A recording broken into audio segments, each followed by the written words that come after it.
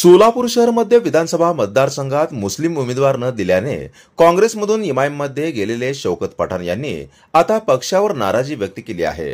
काँग्रेसने चेतन नरोटे यांना उमेदवारी दिल्यानंतर नाराज झालेल्या मुस्लिम नेत्यांपैकी शौकत पठाण इमाममध्ये दाखल झाले होते।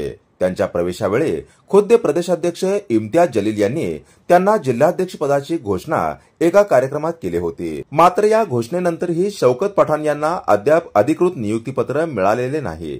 त्यांनी पक्षाकडे यासाठी वारंवार मागणी केली असतानाही केवळ 4 ओळींचे पत्र देण्यात पक्ष एवढा मागे पुढे का पाहतो, यावरून सोलापुरात चर्चांना उधाण आले आहे। या पार्श्वभूमीवर शौकत पठाण यांनी मंगळवारी पत्रकार परिषद घेऊन आपली नाराजी व्यक्त केली।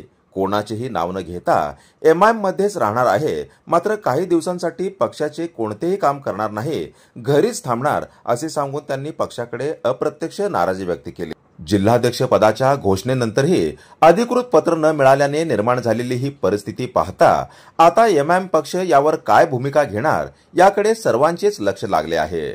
जनता संघर्ष न्यूज, सिद्धार्थ भडकुंबे, सोलापूर।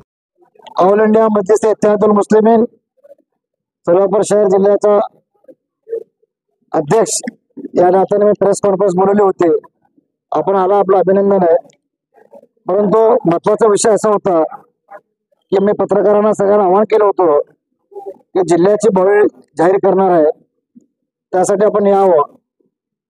तर असं जिल्ह्याची बॉडी काही नावांमध्ये प्रॉब्लेम येत आहे, काही तालुक्यामध्ये नावं पुढे मागं पुढे तर होत आहे, चर्चा होत आहे, त्यासाठी मी परंतु माझ्या व्यक्तिगत कारणामुळे, माझ्या व्यक्तिगत अडचणीमुळे मी मध्येच राहणार आहे, पण मध्येच्या थोडे दिवस अलिप्त राहणार आहे, थोड्या दिवसाकरिता। तर सगळ्याला विनंती आहे, ऑल इंडिया मजलिस इत्तेहादुल मुस्लिमीनचा मी कार्यकर्ता शिपाई म्हणून काम करणार आहे आणि पक्षातच राहणार आहे आणि पक्षाचा मी एक पाईक म्हणून काम करणार आहे, लोकांना जोडणार आहे। आपल्याच माध्यमातून मी जाहीर आवाहन करतो की मी पक्षात सक्रिय होणारच आहे, पण थोड्या माझ्या व्यक्तिगत कारणामुळे थांबत आहे।